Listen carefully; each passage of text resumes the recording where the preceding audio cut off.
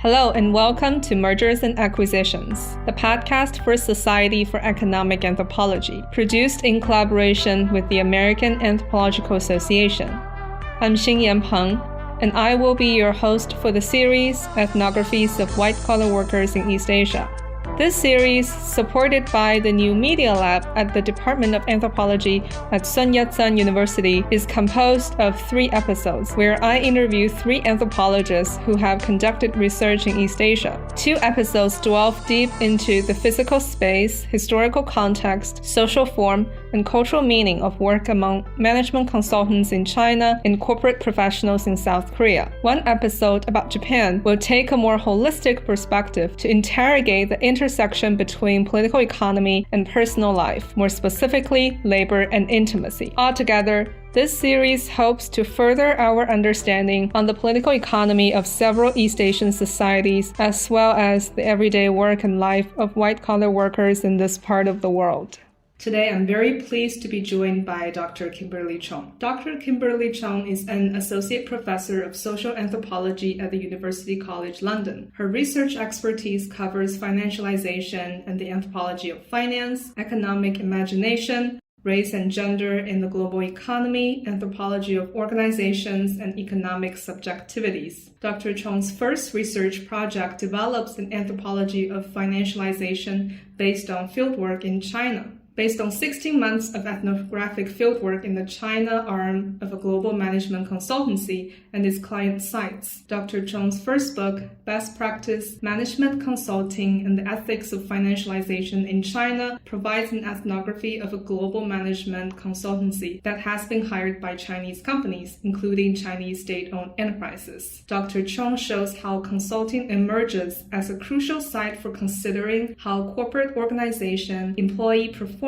business ethics, and labor have been transformed under financialization. To date, financialization has been examined using top-down approaches that portray the rise of finance as a new logic of economic accumulation. Best practice, by contrast, focuses on the everyday practices and narratives through which companies become financialized. Effective management consultants, Dr. Chong finds, incorporate local workplace norms and assert their expertise in the particular terms of local culture and society, while at the same time framing their work in terms of global best practice. Best Practice is the winner of the European Group for Organizational Studies Book Award in 2021.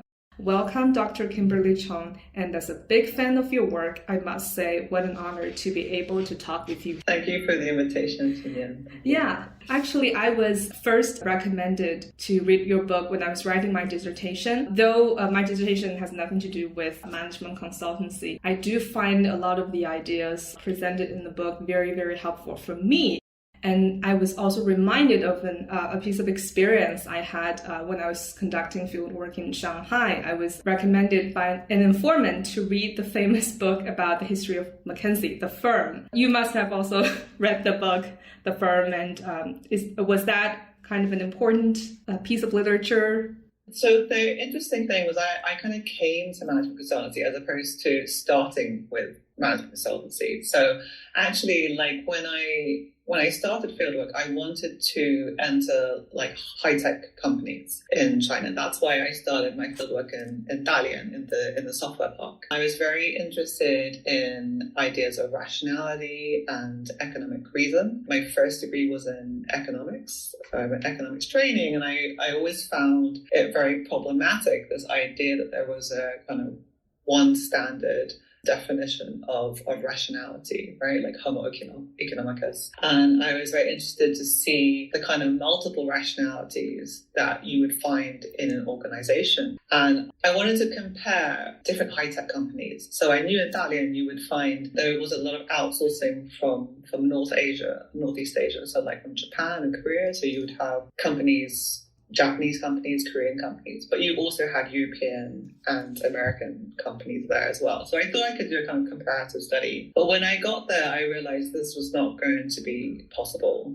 The nature of high-tech work is that there's a lot of concern, sensitivity around intellectual property and confidentiality. I would never be able to enter 2 organizations at the same time. Like, this would be impossible. I realized even entering one would be really, really difficult, actually. So I was approaching a lot of different companies. And one of the companies I approached was this management consultancy, it's a consultancy that does a lot of it's a very sort of technology consultancy. It does a lot of IT systems.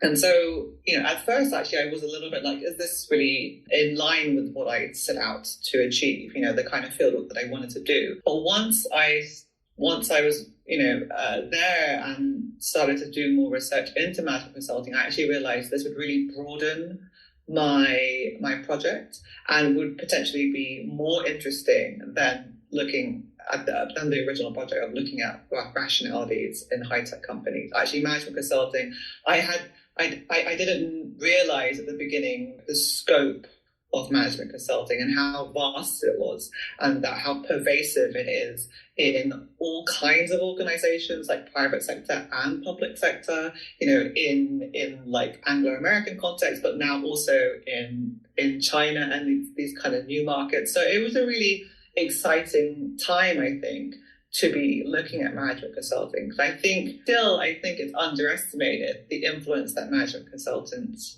have. And it's been very interesting. So like in the last month, 2 books have come out, like not academic, but trade books on management consulting. And it's funny for me because I've spent like the last, 10, 12 years saying, starting talks saying, management consulting is really interesting because actually, and having to justify, why this is such an important topic. And now we have these 2 books that have come out, one like by Mike Forsyth, another one by Mariana Mazzucato, who's actually at UCL as well, and they're co-authors. And they're basically they're kind of saying like management consulting has radically transformed our economies, and the kind of destructive effects. But they're kind of making similar arguments, but on the other hand, they're focusing more on like it's a con, like it's a fraud. And that's something that I don't feel like it's very productive for me to enact a denunciation. Like, I'm not here to denounce management consultants, but I'm here to understand what is it they do, in particular the kind of epistemological effects that they have, and why is it so important for us to understand what it is they do and the effects they have on the economy. Yeah, actually, your experience of studying economics as an undergrad, right? That was one of your majors, or you were just yeah. Actually, I have the similar experience of majoring in economics and wondering about whether they were offering the truth, the whole truth, and nothing but the truth.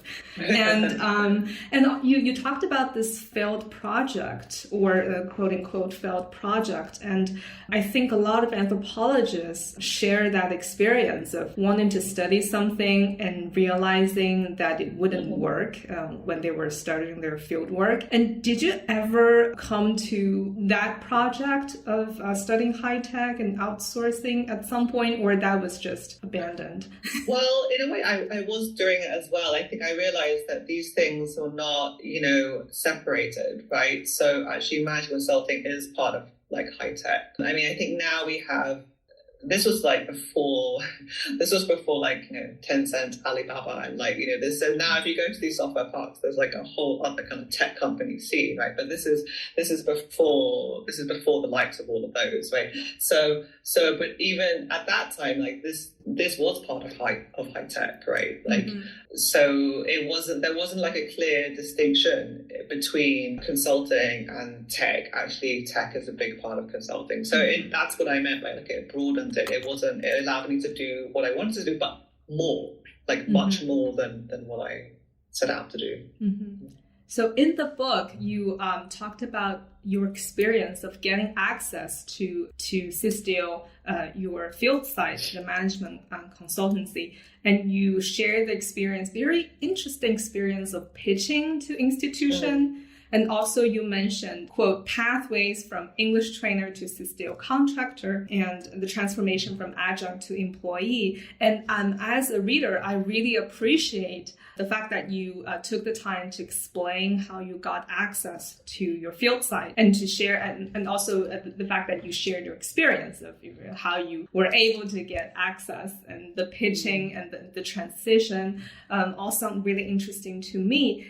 But as I imagine now, it must have been really difficult for you to get that access, right? Could you perhaps share with the listeners your experience of getting access to Sisteo, your field site? It was really difficult. It took 6 months of networking to get access to the site. So there's various things to say about that. I mean, so I know in the States, you can have quite a long PhD, but like in the UK where I did my PhD, we have much tighter timelines. It's sort of 4 or 5 years, 6 years if you go part-time. So the amount of time you have for fieldwork is actually quite limited. But I was very lucky that when I was doing my PhD, which was at the London School of Economics, we could get up to 2 years to do fieldwork, but that is considered to be very, very unusual in the UK. I think it's fair to say that if I was only allowed to do fieldwork for 1 year, I would have never, spent 6 months networking. I would have given up much sooner, right? Because I would have realized I'm running out of time. So I think that these are the kind of that's an initial constraint. Like, how long can you put into trying to get access if you don't already have an in? And I didn't go to Dalian knowing, I didn't know anyone, basically. So that's the first thing to say. Secondly, about pitching. So no one told me how to pitch. Certainly not, anyone, no academics told me how to pitch. Pitching came about through the networking process, right? So as you get to know more and more people who are working in this particular place, so this software park, some people become friends and they broker the introductions, but they also give you a sense of how you should go about introducing the project, what you could use as a bargaining tool, what you could offer in exchange, for access. So in effect, you're kind of being coached into it, right? In a kind of informal way, like they're guiding you as to what's going to work, because these people already have insight and knowledge about the companies that you're approaching. Right. Mm-hmm. So that is one of it, but also a lot of it was trial and error, right? So Sisteo was the final pitch. That was the last company I pitched to. In other words, I failed. There were many failures prior to this, right? And this was sort of my last chance. This was the last one. And after this, if this one hadn't worked out, I would have had to really gone back to the drawing board and think about a slightly different fieldwork project, which would not be based in an organization, because clearly this was impossible. So I think, I learned through the trial and error process how to not only what to offer, but how to present it. And I realized quite quickly that I needed to offer some kind of service in exchange. And at that time, there were concerns about language capability, kind of cultural fluency. So in essence, I offered to be a kind of trainer, right? But for free. That I would do those things for free, and I could also do things like edit their communications. So basically do comms work for free. So it was sort of offering some of these things was one way to gain access. Also, I realized it's probably not wise to ask for all of the access in one go, because it's also very intimidating to ask for 12 months, but rather to start off saying, well, we'll start with 3 months, and then at the end of 3 months, let's have a discussion. And that was also a lot more approachable. That was a lot more palatable, rather, for the companies. So I think there is but I do think it's because it's something that you learn through this networking process. In a way, you're also learning how these particular field sites operate, like what forms of knowledge and what forms, how, in a way, you're already learning how value is conceptualized and transformed through the pitching process, right? So in a way, it's also part of the field work. It's not entirely separate either. Wow, that's really, really interesting and also very helpful for perhaps graduate students nowadays thinking about the issue of access and how to kind of turn that experience into part of their conceptual work of thinking about maybe the larger theoretical framework like value in your case. And also, I think I really appreciate the fact that you talked about learning how to network and pitch from the local experts. It's probably really similar to an anthropologist wanting to learn about ritual and asking the ritual specialists or in the field.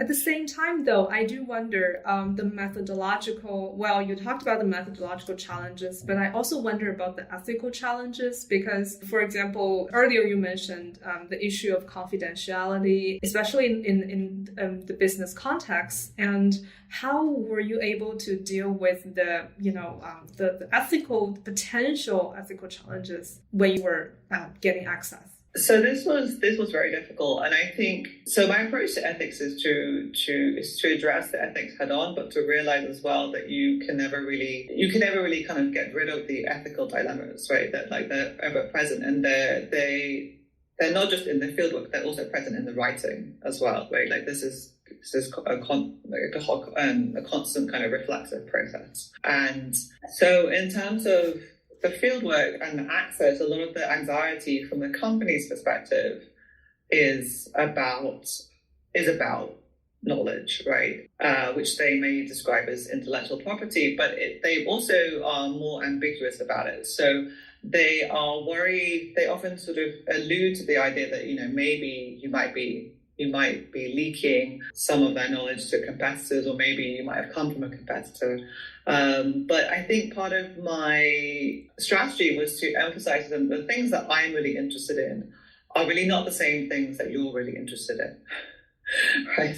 They're actually two different bodies of knowledge to some extent. I mean, there is some crossover, but mostly we're focusing on different things. But it was something that was quite pervasive, and that's partly why I realized would be better for me to start to become more kind of embedded, as in to actually become an employee in the company, because I think I sense that it would give them more reassurance, because once you're an employee, effectively you're under a contract with them, right? So that they feel like they can place you. When you're this person who's working for free, just kind of moving around the company, that's actually very anxiety inducing. Actually having you as an employee makes them feel like they can place you, and that they can harness you in certain kinds of ways. So that's when I realized actually it's this idea that we should always work for free, and that this is somehow an ethical way of doing things I started to question that stance, right? That actually maybe this isn't the ethical way to do it. Actually, this creates more anxiety on the part of your interlocutors than actually being an employee. So the way that I resolved this was to be an employee, but really not be paid as a proper employee, right? So I was paid really more like an intern, which kind of helped from their perspective. They were like, okay, well, at least she's taking some money, that makes sense to us. But they realized, they knew that this was nothing like what I should be paid, right? So they were like, someone with your degrees, with your experience, should not be paid 200 RMB a day. Like this is nothing. Like, why would you allow yourself to be kind of exploited in this way? So this was a constant tension that they couldn't really understand why I wasn't really monetizing my worth, essentially, right? And that's why I felt I had to kind of become part of that logic of monetizing oneself. Otherwise, you start to really stick out, and your intentions, even though I didn't harbor any, ill will or bad intentions, but they start to question what are your intentions if you're not part of those particular logics. I see. Well, you mentioned their questioning of you not monetizing your expertise when you were in the site. And it reminds me of a really interesting experience that I recently witnessed in my classroom, where I asked students to read your book. And one of their reactions was, I heard that consultants get paid much, much more than an anthropologist. I wonder why Dr. Kimberly Chong after that fieldwork, still decided to be an anthropologist rather than a management consultant. And so that was actually one of the questions students asked. They're one of the reading questions. So you graciously shared a lot of your experience of getting access to the field site. And we also talked about the methodological and ethical challenges that you were dealing with. And now I would like to shift the focus a bit to the theoretical framework of the work. Given that you mentioned theories of value, and you're also contributing to theories of value, and I think that's what economic anthropologists are still quite interested in. And so the book, Best Practice, argues that management consulting is predicated on the creation of cultures of commensuration, through which new economic imperatives, forms of value, and power relations are legitimated and naturalized as best. And each chapter of your book focuses on one instantiation of what you call cultures of commensuration that management consultants practice and help to propagate. Could you tell listeners more about how you came to develop that theoretical framework of cultures of commensuration, and how do you see it contribute to economic anthropology? Sure. So, having had this multidisciplinary training, as starting first as an economist and then moving to sociology and then anthropology, I was very aware that actually the study of value tends to be kind of divided. So you tend to find economists look at value, whilst you tend to find that sociologists and anthropologists are very interested in values, like cultural values, social values, moral values, ethical values. But when you study something like management consulting, you realize actually these different kinds of the value and the values, the economic value and cultural values and moral values. These two groups are always being brought together into one frame. And actually the work of consulting and the work of their expertise, but also the way that they enact the kind of economic interventions that they do, is by bringing together and actually these different kinds of value. And so I'm building on work in economic anthropology that really foregrounds the importance of performance and kind of media to bring these different kind of registers of value into equivalence or into commensuration. So kind of obvious reference to that would be David Graeber's work. He emphasizes like the importance of performance in media. And then in economic sociology, there's been, again, a lot of work on this, but looking especially at friction, right? Like what are the moments of friction that different registers of value get brought together? So I'm building on these kinds of approaches when I come up with this concept of cultures of commensuration. And for me, this concept really highlights that it's the actual work of commensuration and translation that is the focus of consulting, right? And so it's not about,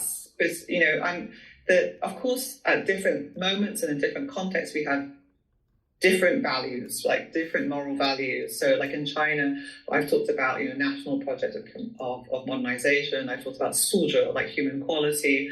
And that is particular to China at that particular moment, that particular historical moment. And we wouldn't expect to see that necessarily in the UK, for example, like UK neoliberal restructuring in the UK will be completely different. But nevertheless, I would still expect there to be this enactment of this kind of friction and these kind of cultures of commensuration in the UK, right? The actual process by which these different values are brought together will be relatively similar, even if the values themselves may be different, right? And in a way, that is the real skill of consulting, right? Mm-hmm. That the way they bring these things together is relatively similar in different places. So they don't have to, in their words, they don't have to reinvent the wheel every single time. They know how to bring these different things together, these different value registers together, and they're looking within a particular context at what kind of things they can bring together, right? So In China, it was those values, but in, say, the UK, we would have a different emphasis, right? So yeah. And it's really interesting to look at the ethnographic materials in your book from the perspective of friction that you mentioned. And after multiple times of reading the book, one episode that kind of lingers in my mind was in chapter 6 or chapter 5 about napping in Chinese state-owned enterprises. And every time I came across that particular part of the book, I think, wow, that's, great field work, because it's such, the practice of napping at noon in Chinese companies, especially at state-owned enterprises, is so common and yet so taken for granted. Even for someone like me who has studied abroad for a decade, I still find, I still take it for granted that, okay, people nap at noon. So at my university, I don't contact administrative staff at noon because I know they're napping or doing yoga. But that ethnographic experience is actually really telling of the friction, because as I read it, the consultants try to promote values of efficiency and rationality, perhaps from a quote unquote Western point of view. But the Chinese think, well, the state-owned enterprises do much more than just produce with efficiency, and that is actually quite important. But for me, it's so fascinating. And do you still remember the moment when you witnessed that? Yes, I actually do. The funny thing was, I was alerted to the napping prior to going onto the client site, right? So an expatriate, like a British senior executive, had told me, like, oh my goodness, there's all kinds of things going on at that client site, like they're napping, he was outraged.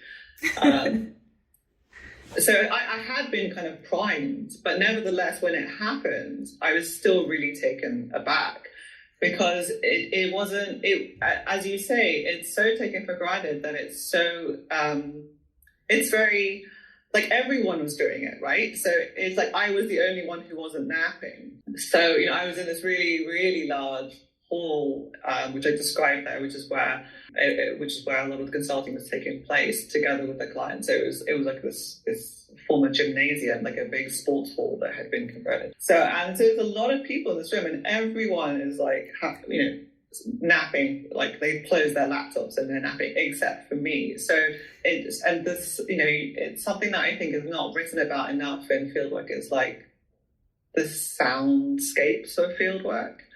Right, so suddenly what was a really noisy hall just silent, right? Just like, because people are normally talking a lot, but suddenly it's silent.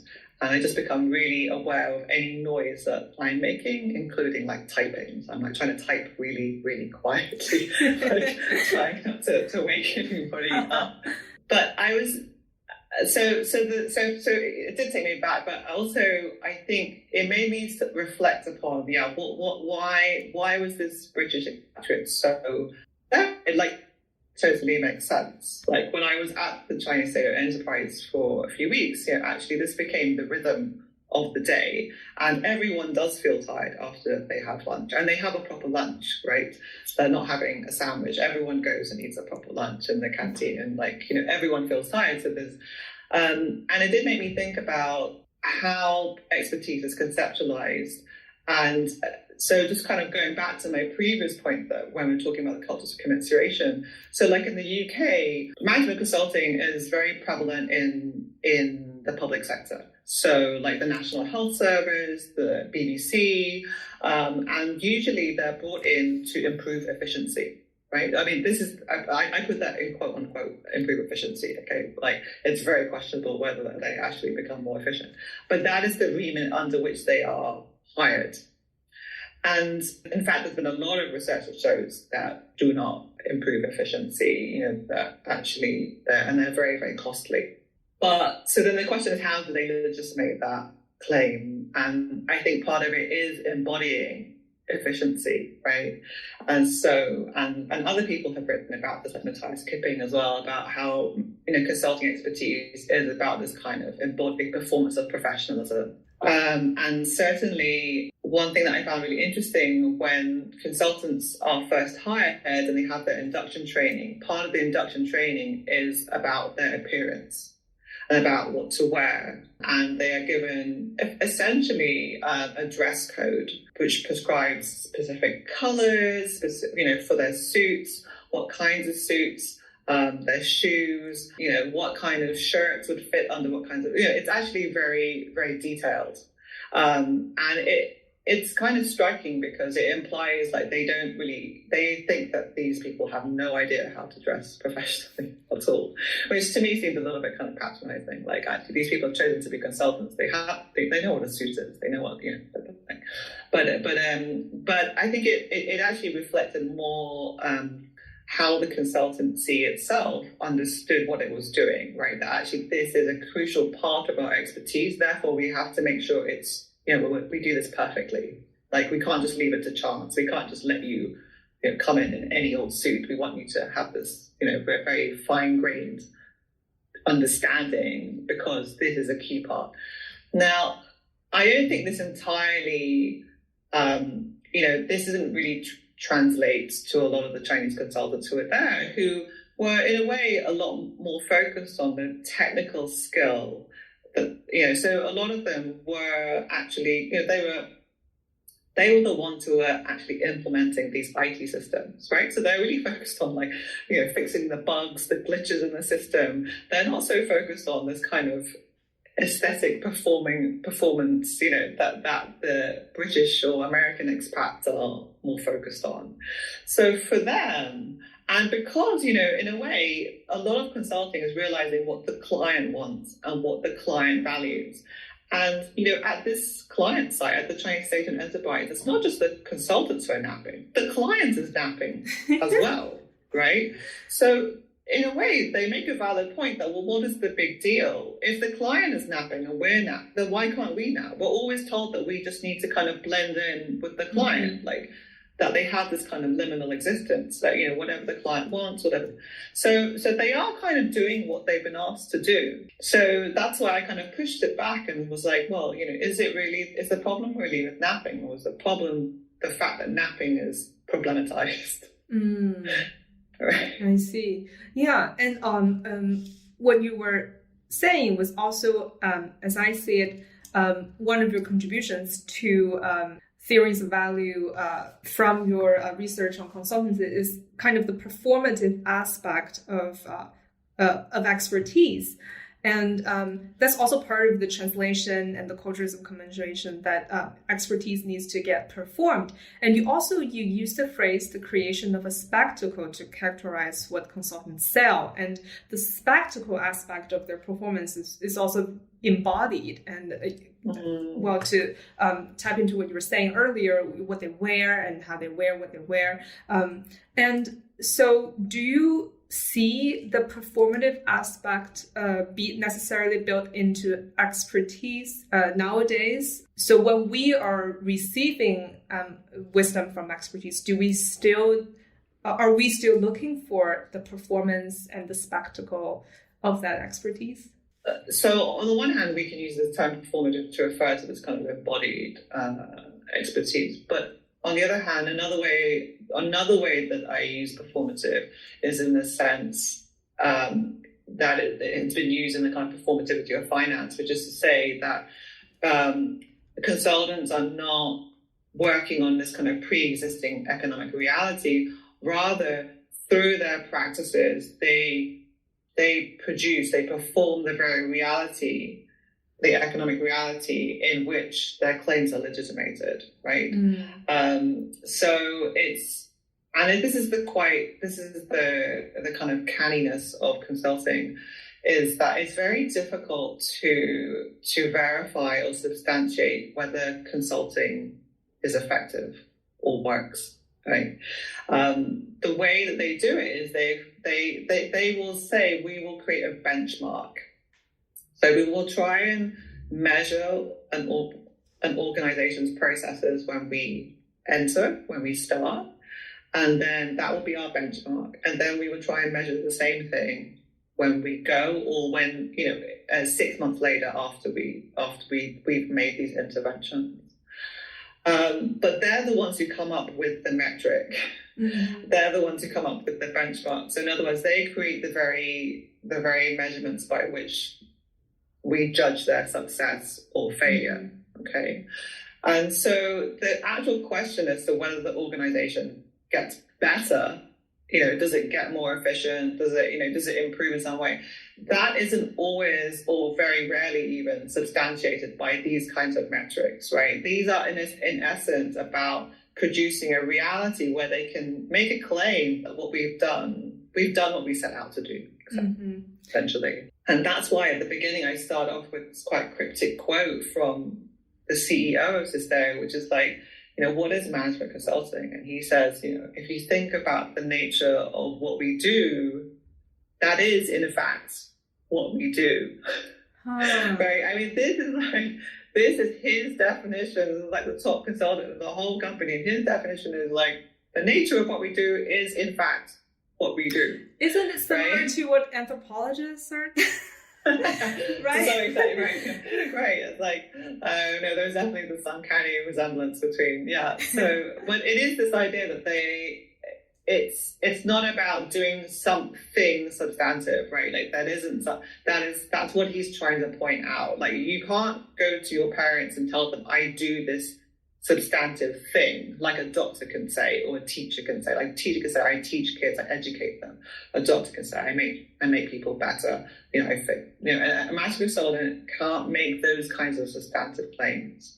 What they're doing is affecting the nature of the very object that they are acting on. And that's what makes consulting so difficult to explain to other people. To whether it's your friends, your family, your husband, it's actually very difficult. Wow, that's really, really brilliant. And also, like, when I was asking, this kind of uncanny similarity between what anthropologists do and what consultants do. And I think the quote from your informant could fit really well with what we do as well. And what I hear was also that the performative aspect, the fact that they were performing, they were producing the reality, is also part of their process of legitimating what they do and conveying to the world that what they do is good, is best practice. And that relates to the what you call the ethical project that consists of commensuration, that bring together an array of value scales. And I'm very intrigued by the ethical aspect of consulting, kind of how they legitimate their expertise and the moral discourse around what they do. And can you tell listeners more about the ethical project of consulting, what you mean by ethical? Yeah. Sure. So in this respect, what I wanted to do was bring together like different perspectives on ethics and values. So on the one hand, you have, in recent years, there's been quite a lot of literature on the anthropology of the good. But you've also got like a kind of separate sphere, which is looking at so-called dark anthropology, like Sherry Ortner's article.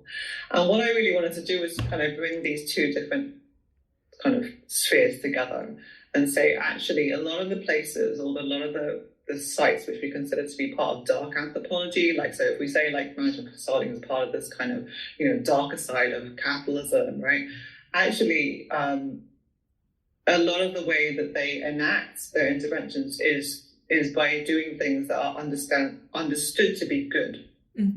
Okay, and so what I'm doing is pushing back on this idea that consultants or other kind of capitalist experts, whether they be investment bankers or like fund managers, that actually these people are kind of inherently bad and kind of that they know that they are doing bad things and that they are deceiving. So this idea that like consulting is a con or is a fraud, it implies that the actors behind this work are intentionally going out there to deceive or to do bad things, right?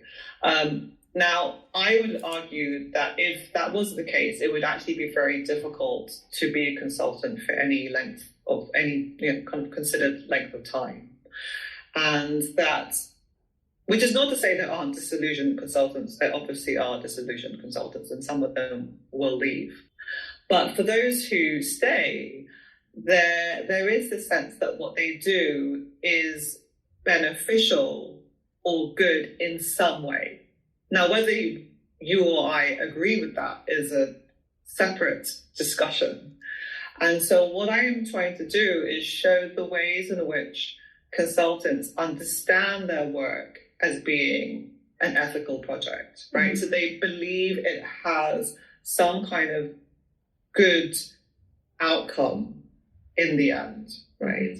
And so I'm looking at the different values that are brought together with economic value to create this sense that it's an ethical project, mm-hmm. right?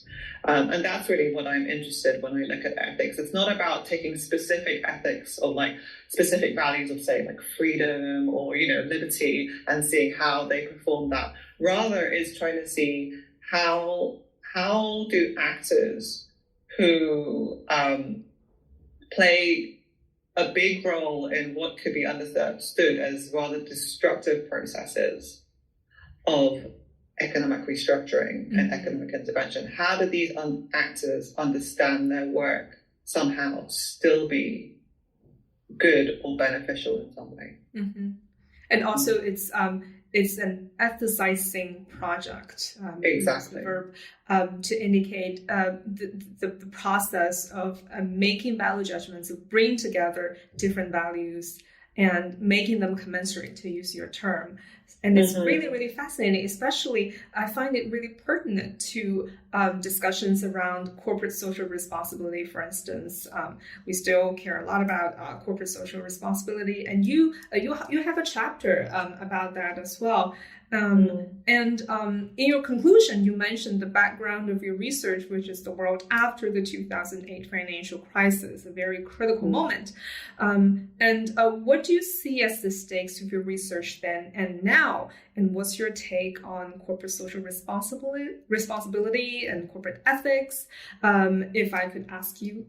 Yeah, so I mean that relates back to my last answer, because you see, I remember I was there, I was doing field work. I remember I was like in the central business district, like near Guomao, at the time when in Beijing, and when people were coming out of Lehman Brothers, like with their boxes, like we're watching it on the news, and I remember that several companies were being kind of quoted, and one of the commentators was saying, like, but what about like management consultants? Let's not forget about Enron, the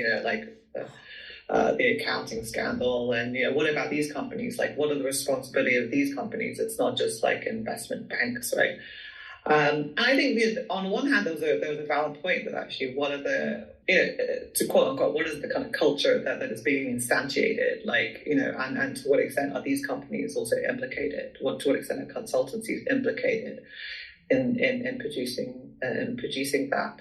But again, I felt like there was this idea that came through in the kind of post-financial crisis that if we took out all these kind of bad apples and we could put in good apples, whether it be like more women or like that, actually we could avoid this happening again. And my response is that actually that wouldn't work. Like, actually, it's about these processes and about kind of a broader system of commensuration and translation that happens, and the kind of claims that can be made as a result that would need to be changed. And changing just the people, just changing the apples in itself is not enough. That's not really going to make a difference. And it assumes that these bad apples think that they are bad. What if the bad apples don't think that they are bad? What if the bad apples think that what they're doing is actually the right thing to do, right? And that's the thing that I think is often missing, is that what within this particular financialized milieu, how do people understand what they do as the right thing to do, mm-hmm. right? Mm-hmm. And that's something that I was always very interested in, and that does require keeping one's own kind of politics, holding that in abeyance, kind of keeping that back as you listen sincerely to people explaining that what they do, they think it is correct. Right? Yeah. Thank you. And so this will be my last question. We've talked for a long time, and I kind of want to look back to what we started with, which is your ethnographic fieldwork and your mode of ethnographic research, which I think is really, really important, because now we're in 2022, 100 years after the Argonauts, and the LSE hosted a conference earlier this year celebrating the 100th year of the ethnographic method. And in the book, you in the introduction, you kind of compared your mode of ethnographic research to the traditional mode of kind of the distant observer. I'm just there as an ethnologist, kind of sitting quietly, and you do your thing, let me observe, right? But yours is really different. And at the beginning, you talked about kind of collaborating with your informants and learning, not just learning from them, but also kind of learning with them and partnering with them. And you do emphasize the collaboration and the partnership aspect of your fieldwork, which I really, really appreciate. And nowadays, more and more anthropologists are studying up, quote unquote. And how important do you see the kind of the collaboration and the partnership with our interlocutors as part of our studying up and studying the elites? I think it's critical. I think it's vital. I wouldn't, when I have graduate students, PhD students now who want to study like similar kinds of elites or powerful actors, I strongly recommend trying to find modes of collaboration with them. I mean, in my particular context, I don't think it would have been possible to do the kind of fieldwork I did and gain the kind of access I got without collaboration, right? So you're right. So having been trained at the LSE, I started my fieldwork really with this kind of the shadow of Malinowski on my shoulder. Like at every step, I was sort of thinking, like, what would Malinowski do? Wow! And how am I letting him down? Which it was a lot of pressure. Yeah, which is like, I mean, it was not. Psychologically, it's definitely not the best way to proceed. Which is why I don't want my graduate students to do the same thing that I did. But it meant that but the interesting thing then was, so after my fieldwork, I read all this stuff about kind of collaborative anthropology and like parasites and, like George Marcus's work, Parasite. But actually I hadn't read that stuff beforehand. And actually I got to collaborative anthropology out of like no choice. Right. So I realized once I got in there, like, they can give you a pass, like they give you a pass to get in the building, your top gatekeeper has granted you access. And then what? Right? I mean, you're not just, all very well just being in this office, but you've actually got to like do something, talk to people, and people are doing their work, And the thing is, I was like a similar age to a lot of my interlocutors, and a lot of people are just kind of hot desking anyway. Like I could just mill around there, but no one would necessarily talk to me. So I realized, like, actually access in itself as an access to the building it means nothing, right? I mean, I need to do a lot more than this to actually gain access in terms of like speaking to interlocutors and actually gaining access to their organizational processes, and then more importantly, like even like their client sites. So I had to find ways to collaborate with them, and that was something born out of necessity for me, because I realized that no one was going to talk to me beyond kind of small talk unless I had a particular role in the organization. So I thought about how one's legitimacy in an organization is really important for a researcher, and actually having a legitimate role through which your interlocutors can like understand you. Like, why are you here? What are you doing? Like, why should I talk to you? Who are you going to tell? Like, are you just going to go and tell my manager what I told you? Like, you need to have all these things kind of covered. So that's why I came up with this project, which was with human capital strategy team. So they had a team that was all about trying to, basically hone their own human capital, which is their own management consultants. And I became part of that team, and I was looking at things like performance management. And of course, this was really interesting to me because these kind of processes and systems that they believed the consultants were not doing properly, they were exactly the same systems that they were then like implementing at like Chinese state-owned enterprises. So like there was this whole thing of like, well, if the consultants don't even do it properly themselves, like how would they be able to teach Chinese state-owned enterprises to follow these kinds of systems, right? So this was a kind of existential crisis almost, like within the company, that like, oh my gosh, they really don't get it, and they didn't really understand why. So this was this kind of rupture that I was able to use and say, well, what about if I go onto the client sites and I can interview them, I can work chat with them, just kind of spend time with them to see like what do they think about these systems, what don't they understand, like, and all these sort of things. And that was really critical. Without that kind of remit, I would have never been able to go to the client sites. Mm-hmm. And going to the client sites was really a top priority for me because, by nature, consulting travels. Consultants are supposed to go to their clients. So if I was never able to visit their clients, I wouldn't really be able to get the full picture of what consulting is. I would only see what they do in the office and not how they actually interact with their clients. Mm-hmm. So that's, for me, collaboration was an absolute necessity. Mm-hmm. But I would say even for other people studying other kinds of elites, I think this idea that, so Malinowski, this idea that like Malinowski is this kind of answer fool, right? He's this kind of person who comes in, he can ask all these stupid questions. I don't know anything, you explain it to me. This doesn't work when you're working with experts or elites.